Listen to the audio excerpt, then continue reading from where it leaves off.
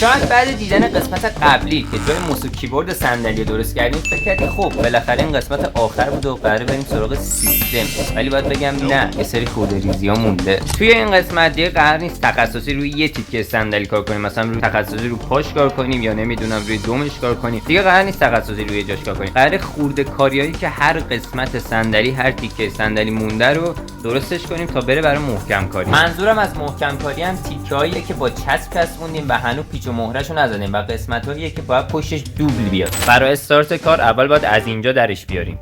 حال خوشی ندارم دست سمه مبجار.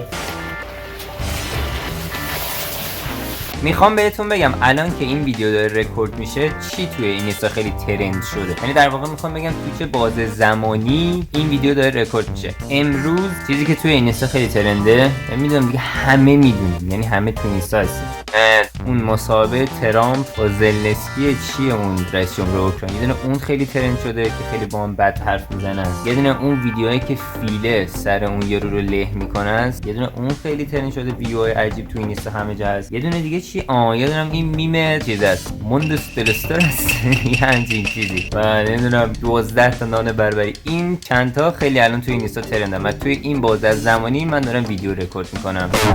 یکی از سخت‌ترین کارا اینه که من اینو از اینجا بیارم وسط حیاط، یعنی چون چرخ نداره باید به زور بکشمش.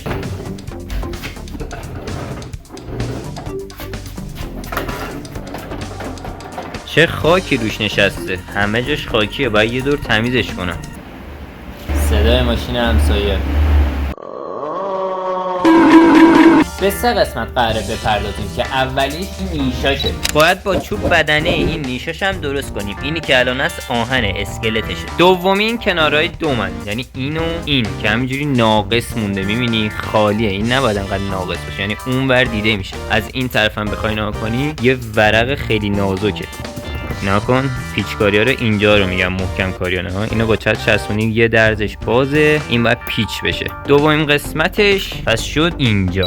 سومین قسمت و آخری هم این دو تا پای پشتشه که دو تا پای اصلیشه. بدنه این چند تا پای این ورش، 4 تا پای این ورشو ساختیم و این دو تا مونده که کلا داستانش از این 4 تا فرق داره. اول از همه یه سری وسایل لازم داریم که الان دارم میرم بخرم.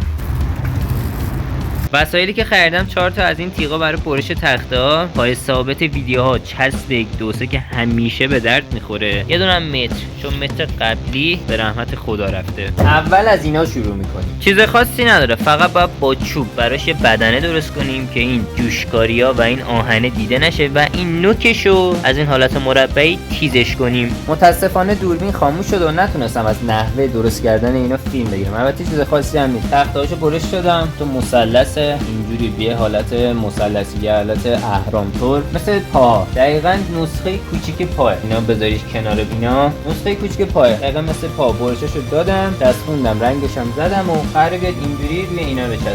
واقعاً پشمام، من کجا گذاشتم این چسبه رو؟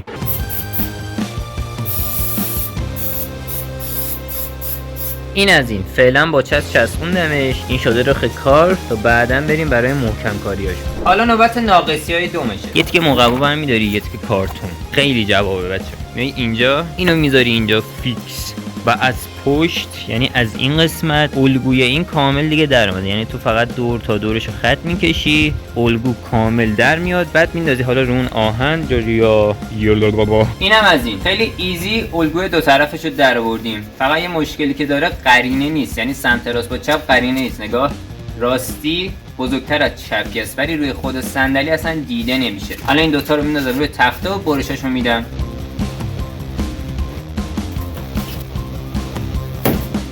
حاجی من ریشام در اومد، پیر شدم، ولی این صندلی هنوز درست نشد. دقت کردیم؟ من اون موقعی که اینو استاد زدم جوون بودم، الان پیرم. وسط برشکاری به این پی بردم که الان دیده نمیشه که این وریه بزرگتره و این وریه کوچیک‌تره، ولی وقتی اینا رو نصب کنیم خیلی خوب دیده میشه که مثلا این وریه لاغرتره، این وریه بزرگتره و خیلی زشت میشه، یعنی میرینه قشنگ تو رخ صندلی. برای همین این راستیه که بزرگتر بود و حذفش کردم، یعنی این برای این بر بود حذفش کردم و شدن اینا.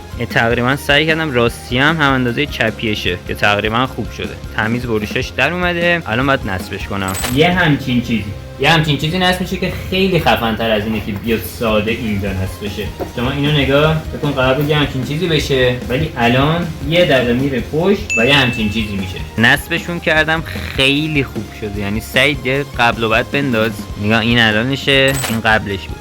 قبلا یه حس ناقصی و یه حس تو خالی بودن، یعنی به چسبند بودن میداد، ولی الان خیلی بهتر شده. و یه خوبی که داره من این الگو رو از پشت نصب کردم اینه که این قسمت سوراخه، می‌بینی این قسمت باز، وقتی این LED سبزا روشن میشن از این قسمت نور میزنه بیرون و یه چیز خیلی خفن دیده میشه. یعنی دو طرفش هم همینه، از اون قسمت بالا نور سبز میزنه یا نور بنفش میزنه بیرون و یه چیز خیلی خوب دیده میشه. بذار پشتش هم نشون بدم. اینم پشتشه. پشتش هم خیلی خفن شده واقعا. یعنی همین یه تیکه چقدر تاثیر داشت توی این دومه الان واقعا خفن شده. رو کن نگاه. یه رنگ مشکی هم که بزنم کار جمع میشه.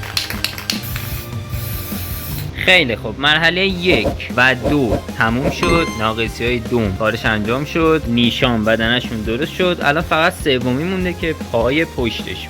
این قسمت این دوتا پای پشتش هم ناقصن، یعنی به هر کدوم یه تیکه دیگه باید اینجوری اضافه شه بیاد بالا و زیرش چرخ وصل شه. چرا حالا فقط زیر اون دوتا پای عقبش چرخ وصل میشه؟ چون زیر بقیه‌شون وصل میشد اینجوری وقتی میشست روش فشار میومد این پاش اصلا وا میره، یعنی چرخا اینجوری اصلا وا میره.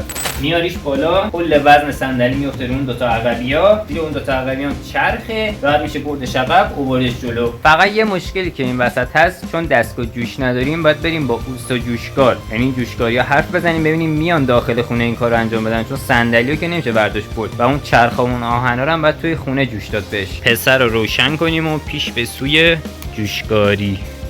این قسمتش خیلی طول میکشه، یه دونه آقا پلن اوستا جوشکار کنسل شد. اومدم جلو در خونه آرمینینا تا بریم دستگاه جوش اوکی کنیم. این سر صدا به خاطر این مدرسه دخترونه است. عالی. آرمین همومه. الان باید 40 دقیقه منتظر جناب علی باشم جلو در. چه عجب تشریف آوردی داداش. چند ساعت من اینجام؟ ساعت نمیشه داشت، ساعت نمیشه، پای ساعت واسط نیاری. کلا 2-3 دقیقه است تایم دارم. گوه نخور. تایمتو نشون بده. چرا یاد چه اتفاقی؟ آقا اینجا ما چی داریم؟ اینجا پویا پیشی رو داریم. 5 دقیقه پیش زنگ زده. 5 دقیقه پیش خوب اومدی داداش. خب اولین تماس. اولین تماسش برگرد. اونم 5 دقیقه قبل این. دیر نزن. 14 و 22 دقیقه اینها. فلش کن اونجا که خوابی. دومین باری که تو همون بودم زنگ زدی گفتم بیا جلوتر. شماره همراه 012 22 5 چی شماره؟ 40 دقیقه است من اینجا. یک روز گذشت. من و آرمین دیشب با دستگاه جوش اومدیم اینجا که جوشکاریای اینو انجام بدیم، ولی فهمیدیم که نمیتونیم. حالا چرا نمیتونیم؟ چون قرار بود به این میله اضافه شه، به این دو تا پایه میله اضافه شه و زیر اون میله چرخ بیاد. حالا چرا این کارا رو میکردیم؟ که راحت تر بشه صندلی رو جابجا کرد. ولی بعد چند بار تست کردن فهمیدیم که خیلی بد میشه. یعنی بهتر که نمیشه هیچ، بدتر هم میشه. بعدش اومدیم میله رو اضافه نکنیم، نکنید جای جوشا اینجا هست. بعدش اومدیم میله رو اضافه نکنیم، فقط چرخ اضافه کنیم زیرش که بازم نشد. 2 تا چرخ هم الکی رفت تو پاچم و قرار شد کلا این پایا همینجوری بمونن. اول بعد اندازه‌شو در بیارم که فکر کنم 50 45 همونه 45 46 که ما 43 در نظر میگیریم که یکم از اینجا فاصله داشته باشه که اون چوبه نخوره زمین خراب شه بدنش، مثل این یکی‌ها. حالا با روشی خیلی ساده الگوها رو میچسبونیم به هم ولی محکم. یه تیکه از این یعنی وسط این دوتا، بعدش این دوتا میچسبن به هم و باید یکم اینطوریش کنیم. از این طرف هم یکم چسب 2-3 میریزی. خیلی ایزی. بدنه پا همینقدر راحت ساخته میشه. حالا شاید فکر کنید این خیلی به چوس بنده و راحت میشکنه، باید بگم که بله، ولی قسمت بعدی قراره همه جای صندلی که با چسبیده رو پیچ و مهره کنیم و محکم شه. جایی هم که نمیشه پیچ و مهره کرد قراره رزین بزنیم که از آهن هم سفت‌تر. آهن پایه‌های عقبش زنگ زده، برای همین قبل از اینکه فلاپاشو، به اینا دیگه میگم فلاپ، یه جوری شبیه فلاپ موتور میمونه که رو اسکلت نصب میشه. فلاپاشو نصب کنی یا اون بدنشو نصب کنیم باید یه سنباده ریز آهنشو بزن. دوربین الان زوم شده رو پایه، ببین چقدر تاثیر میذاره. اینجا کلا زنگه. الان توی دوربین خوب دیده نمیشه. فکر کنم الان دماغم چشه داره. آی پول شدم. ببین داره میریزه، اینم داره دیده میشه یا نه.